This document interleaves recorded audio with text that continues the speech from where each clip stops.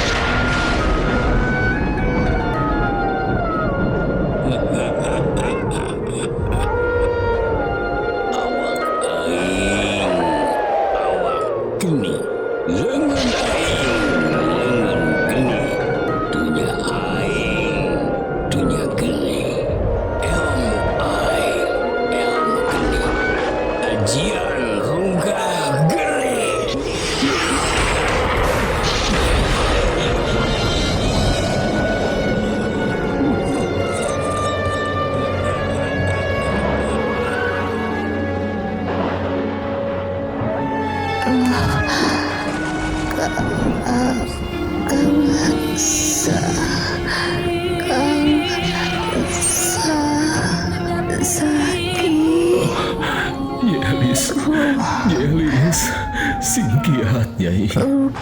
Singkiat. Sang Hyang Yelis. Widi nak dirkeun Yelis, singkiat Nyai. urang Yelis, kedah singkiat Yelis. Singkiat. Baturai Yelis,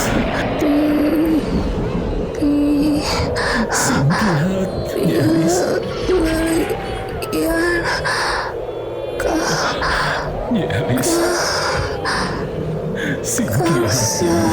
Singkiat. sakit Nyai tong ngantunkeun akang Nyai. Akang teu tiasa hirup tanpa Nyai. Yelis.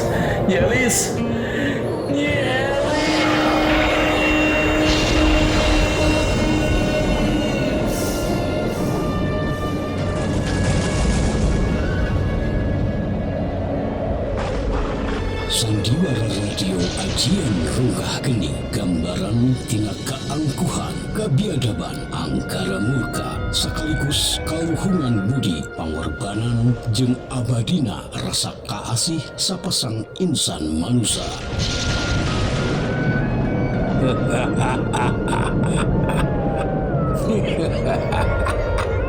Saha deui anu bisa nglawan aing dina waktu ayeuna. Situmpang geus kojor, ayeuna kari maneh saki anu kudu parakat nyawa saki. Siap pikeun dan anjeun goma. Awas Kasaki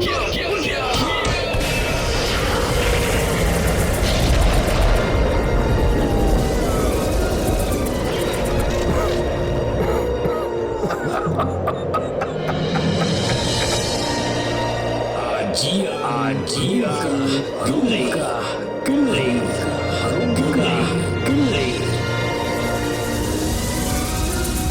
Naskah ditulis ku A. Suryana, teknik sareng montase ku A. Suryana, sutradara Prestiana AS, aransemen ADMS Orkestra.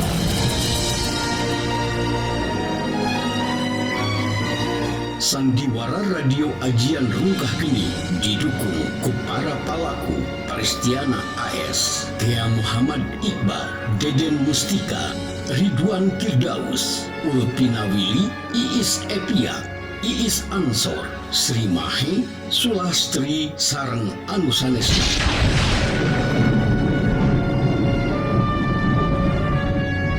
Dina edaran episode anu munggaran ieu ngabangtung jejer carios sariak kelayung di Tegalan Galeuh Pakuan.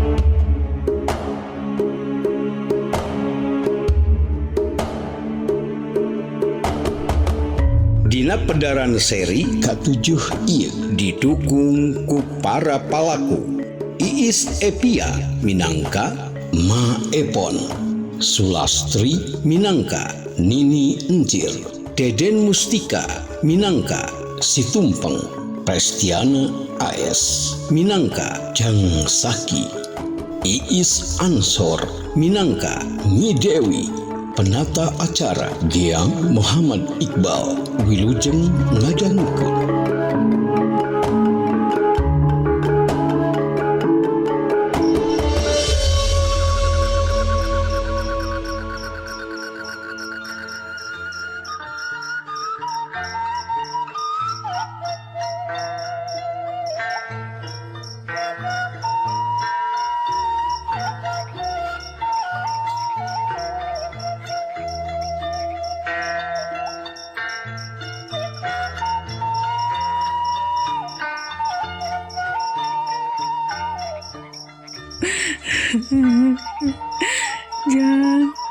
Jang sakit. Unaon Jang, unaon. Kumaha ini? Kening Jang sakit teh mari mulai kitu. Kada kumaha atuh Nini. Tenang Epon, tenang. Tenang naon Jang sakit mah. Eta mah baru kalkinu obat anu mimiti barang gawe. Numpes racun akibat tenggelam bau ngesit ya. Anggur mah siap pencai panas. Sok godog dan daunan ieu. Engke, lamun Jang sakit lilil. Inumkeun cayeunana. Sakit itu mah masih kena untung Epon. Budak teh boga kekuatan awak anu alus pisan. Eta ajian lamun kena jalma anu biasa mah langsung geus palegat nyawa. Hayu atuh ayeuna mah urang parindah ka tengah imah. Keun Jang sakit mah cenah istirahat. Wah diganggu. Hayu Epon, Jang Tumpeng.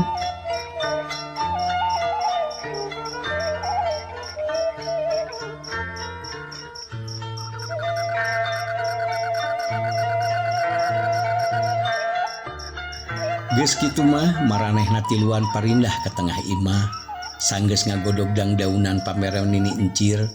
Terus atuh Ma Epon cakah cikih nyiapkeun kadaharan keur ngajamu tatamuna. Ari beuteung geus pinuh mah katingali Si Tumpeng mani ngarelak heai tunduheun jigana.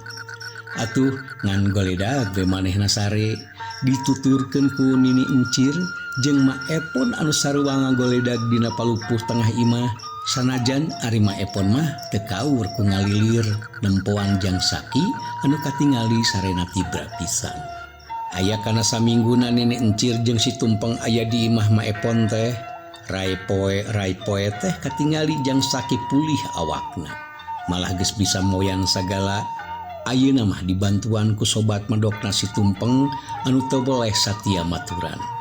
Sanggeus karasa panas terus maranehna asup ka imah.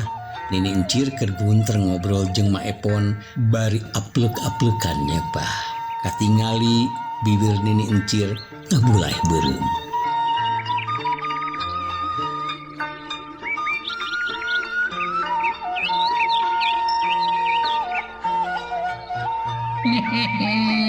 Nini, uing masih kene penasaran masalah ajian balung besi teh Nini. Cik caritakeun ka uing atuh jeung kumaha cara ngungkulanana. Oh Nini, kedah kumaha tah ngungkulanana eta ajian teh? Teuing atuh, Nini gitu apal. Nu apal kumaha carana ngungkulan eta ilmu nyadang ali serangan. Bapak hidup sakit ngan sakanyaho ini eta ilmu bisa diungkulan ku kakuatan tenaga jero anu sampurna atawa anu leuwih alus mah nya entong kabenangan we. Jang Saki, Jang Tumpeng, Sabenerna aya hiji ajian anu paling ngabahayakeun dina alam kajawalaan zaman anu 40 tahun geus kalalu. Ajian ieu leuwih ngabahayakeun jeung leuwih kejem teu jahat lamun dibandingkeun jeung ajian balung besi. Ajian balung besi mah bisa disebutkeun masih keneh disahandapeun ieu ajian lamun hiji jawara geus keuna ku tenggelan eta ajian saurang ge anu bisa hirup deui pasti nemahan pati awakna bisa asak ibarat hiji jalma anu dibeureum hirup-hirup awakna langsung boleh deh digas-sigat tutung bari ngebul ngaluarkeun haseup eta teh lamun kakeunaan ku eta tenggelan jarak jauhna moal lamun kakeunaan sacara langsung awakna pasti paburencai siga anu diacak-acak ku ajag bari ngebul siga daging anu kabeureum. Naon namina eta ajian teh nini? Sareng saha deui jawarana anu gaduh eta ajian teh? Nya naon ngaranna eta ajian teh nini? Uing jadi penasaran yeuh. Resep ngobrol jeung nini mah loba dongengna. Nini, naon tah nami ajian eta teh? Heula atuh ngobrol kitu nanya teh. Nini jadi kabesekan. Jang sakit, jang tumpeng, organi epon, ajian anu saluheureun ajian balung besi teh nya eta ajian lungkah geni. Ajian lungkah geni. Bapak Uing anu pernah nyaritakeun masalah eta ajian teh nini. Jadi bener sakadang aki-aki teh tengah bohong guningan. Saha sidang sakadang aki-aki teh? Nya Bapak Uing ini bah ganda apanan tage. Si Sudang mah ka bapak teh mah nyebut kitu. Besok nyebut kitu bisi kawalat ti kolot siah Sudang. Pohon ini gaweuna tengan nyarekan we eta aki-aki teh tapi cenah man ini anu ngagem eta ajian teh nyaeta guruna Kidur Bala. Nah bener eta teh nini. Cek beda anu kagenge mah nya kitu cenah Sudang. Kidur Bala teh salah saurang murid utamana ti eta jawara. Terus cenah cuk sakadang aki-aki kene. Untung nyebut sakadang anu jadi bapak teh Sudang. Ih, salah sakitu wae ge maning lampungan mah. Atuh da teh sopan kanu dari bapak nyebut sakadang sagala. Nya nini kieu cuk Bapak Uing kene anu boga ajian lungkah geni teh pernah adu jajaten sareng Kiwira hakina jang saki. Nah nya eta teh nini. Nya bener jang tumpeng guruna Kidur Bala anu katulah Kidur Gapati teh pernah adu jajaten jeung Kiwira akina jang saki. Sabenerna maranehna juaan teu boga masalah secara langsung sabab waktu harita Kidur Bakati ngarasa geus teu aya lawan anu mampu ngimbangan kana ajian anu dipiboga ku manehna. Atuh antukna manehna mageh mundur ti alam kajawalaan. Manehna nyepi jadi patapa jeung ngawangun hiji paguron di Tugan Gunung Hauman. Kunaon atuh nini? Aranjeunna teh betiasa bentrok sagala. Nini, nah kumaha tah caritana aki jang sakit teh dugi katarung sareng Kidur Gapati teh nini. Bener tan ini sakadang aki-aki ge sakadang aki-aki pohon ini maksud teh Bapak Uing ge pernah nyaritakeun kitu kunaon tan ini sababna Ari anu jadi sabab nama kulantaran Ki Durgapati kadoni jeung kapangaruhan ku pamajikan Ki Jamil anu katolah nyirawa lunting bakat ku dihasut wae. Akhirna Ki Durgapati turun gunung nangtan iden ka Kiwila. Nah saha Ki Jamil sareng Nyirawa Runting teh Nini?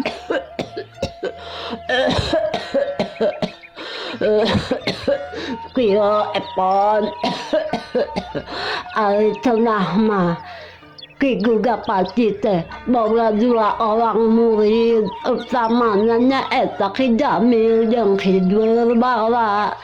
Ki Jamil teh lanceukna sapaguron Ki Durbala cenah mah. Gitunya Nini.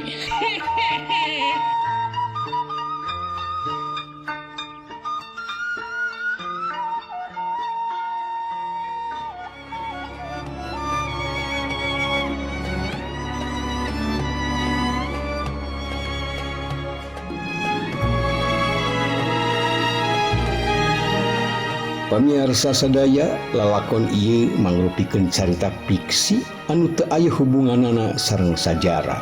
Bilih aya nu kasabit nami kasebat daerah atanapi kasindiran lakoning palampahan hapunten anu kasuhun.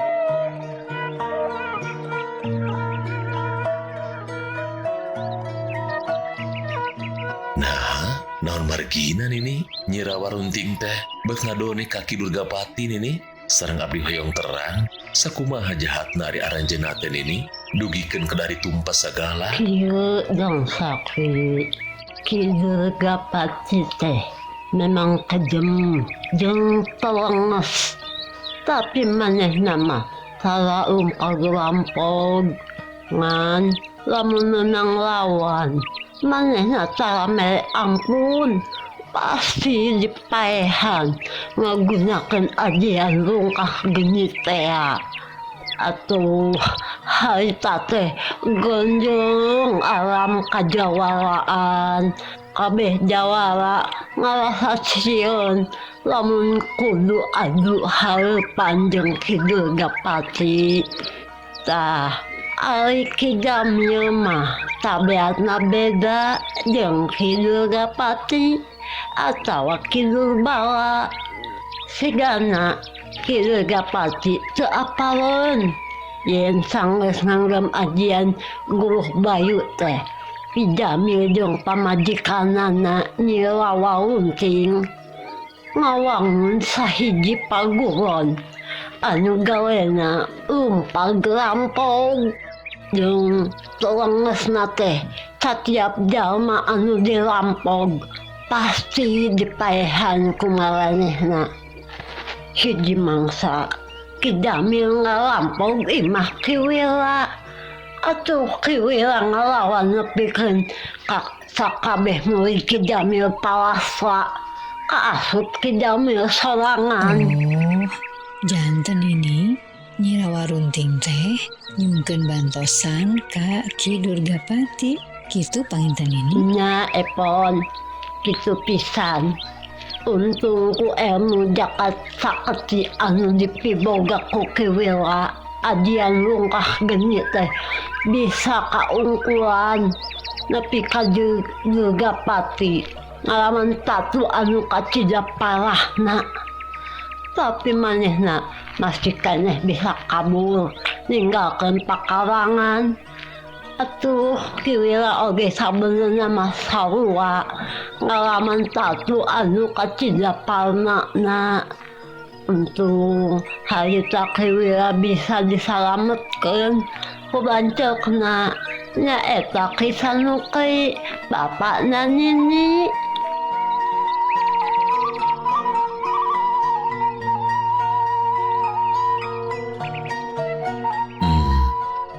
Biar Nini encirnya nyabit-nyabit jagat saketi. Jadi mun kitu mah jagat saketi teh ngaran hiji ilmu linuhung berenang. Aing jadi lebih penasaran. Keun engke mah lamun awak aing geus pulih pisan, aing rek nanyakeun ka Deni Encir.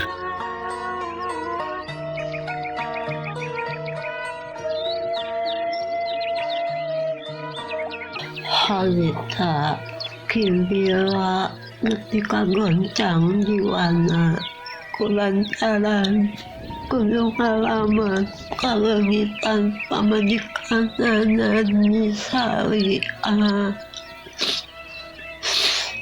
Nisari palastra kelantaran suka haja ketibanan tenggelan jarak jauh ajian ungkap geni sebenarnya mah jarak Nisari cukup jauh, tapi ku aheng-ahengna eta ajian bisa nepi oge karena tangtungan Nisari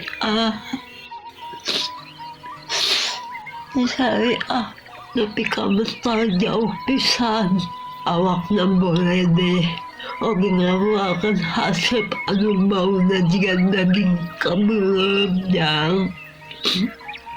Yang sabagian awakna juga anu tutup. Dedeh teuing. Dugi ka kitu na nasib Nini Sariah teh ini. Nya yang sakit tubuh Nini gesok ngehelas.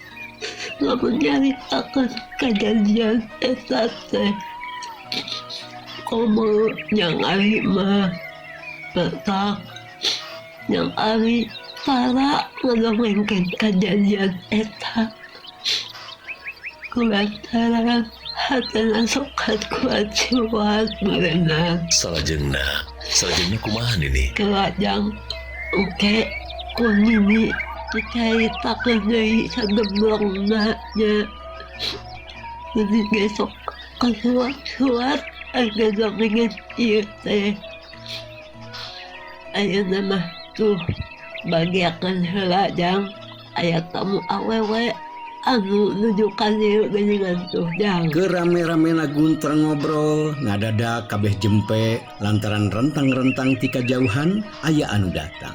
Saurang manoja geulis anu leumpang ngalenghoy lirmacan teunangan. Si horeng anu datang teh geuningan Nyi Dewi. Waduh, nya Nini, apanan aya anu datang guningan si Nyi Koko, apanan? Salah maksudnya si Nyi Dewi. Nya bener Nyi Dewi apanan ini? Nah saha Nyi Koko teh sedang yang saha deui Nyi Dewi teh. Nini mama nih hayang apa we? Apanan? Sudang nyebutkeun eta ngaran. Jadi we Nini teh penasaran. Sok sedang buru bagiakeun atuh eta tamu teh. Yeuh, urang salaku umat muslim wajib ngabagiakeun tatamu. Nya Nini apanan kun kuing urang papag Nyi Dewi teh? Nya jugjang tumpang grabageakeun Nyi Dewi teh watos manis sapertos anu capek kitu. Mangga maepon apanan uing ge sumanget ari nyamperkeun anu dais mah.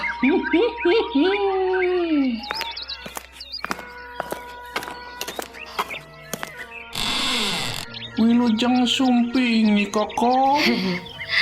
Anger Kang Tumpeng mah cekokom deui abdi mah saneh cekokom Kang Tumpeng abdi mah Dewi. Ini apanan akang teh salah empok atuh Nyi Dewi. Kang Tumpeng mah aya wae. Kang, kumaha kayaan Kang sakit teh? Alhamdulillah Nyai, apanan jang sakit teh parantos dilandongan ku Nini ngacir apanan tage jadi ayeuna teh parantos sehat deui apanan tage deui. Nini ngacir sanes basa itu teh akang ngangkir Nini encir Nah ini encir tesangemen ngalandongan Kang Saki gitu Kang Tumpeng. Salah empok doi apanan akang teh Nyai. Apanan maksud akang teh ayeuna majang sakit teh tos sehat deui apanan diubaran ku nini encir apanan. Oh janten Kang Saki teh ayeuna parantos sehat deui nya Kang. Nya Nyai apanan? Aduh abi telat atunya ngalunguk teh. Teu naon Nyai, dasa benerna majang sakit teh can sehat pisan. Masih kene diubaran ku nini kucir. Salah ku nini encir apanan. Hayu Nyai, urang kalebat gerayu. Mangga Kang. Assalamualaikum. Waalaikumsalam. Waalaikumsalam. Mangga Nyai Gelis lunggi. Mangga Ma Epon hatur nuhun. Saha Nyai teh? Abdi mah nyalirawe Mak. Hapunten abi telat ngalongok. Alhamdulillah geuning Kang Saki katingalna parantos pulih deui. Muhun Nyai, alhamdulillah. Sadaya ieu hakikat nama rahmati Allah atuh syariatna dilandongan ku nini encir Nyai. Oh iya anu namina nini encir teh nepangkeun atuh abdi nini wasta abdi Dewi. Oh, muhun geus sami-sami nepangkeun nini oge anu kacelah mah nini encir Nyai. Ciri palih mana Nyai teh geus? Abdi mah di lembur Tangulun nini. Ieu teh putrana Bahwarsa Nini.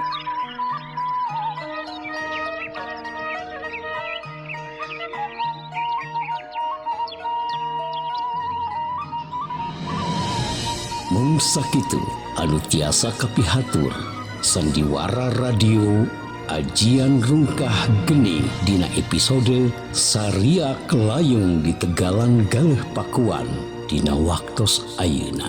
Insyaallah enjing urang teraskeun deui. Hatur nuhun tina perhatosanana. Permios. Wassalamualaikum warahmatullahi wabarakatuh.